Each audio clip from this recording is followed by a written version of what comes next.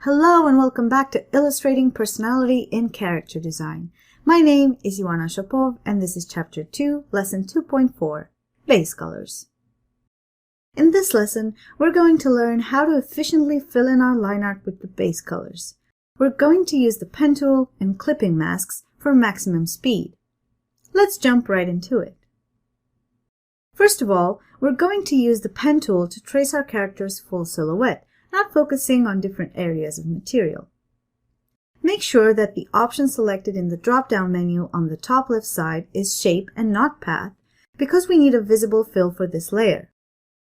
Let's start with a flesh color tone so that we can add clothing and other things on top afterwards. After selecting your color, start wherever you want, move the shape layer beneath the line art so that you can see what you're doing, and continue with the contour. Clicking and releasing creates an anchor point. Clicking and dragging modifies the direction and the intensity of your curve. Also, holding down the Alt key while clicking on an anchor point resets the direction points of that anchor, allowing you to continue the path at a sharp, crisp angle.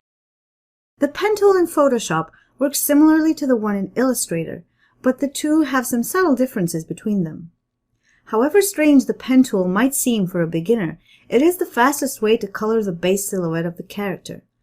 Don't worry about getting all the edges right, we can go back and correct them later.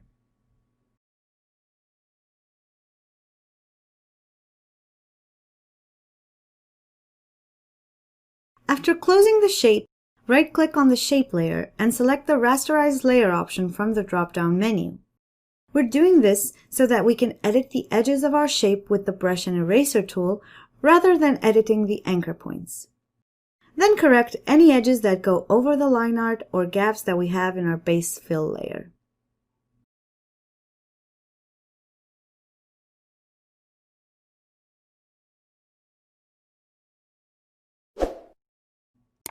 Now we're going to create a new layer called Clothing.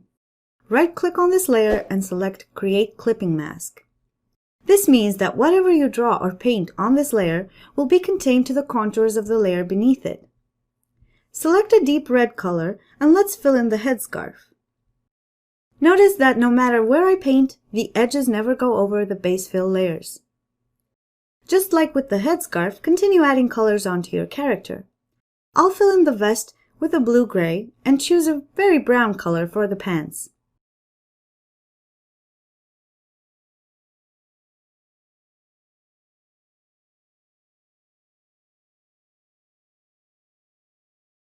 To better save time, let's layer our colors even further.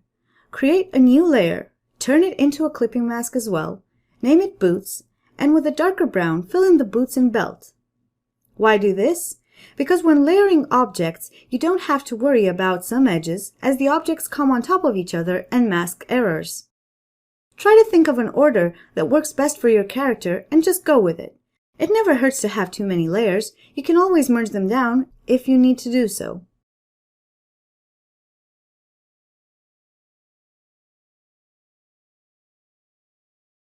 You can save some time in creating clipping masks by holding down the Alt button and clicking between layers to convert the top one into a clipping mask, as I've done with the layer for the belt buckle.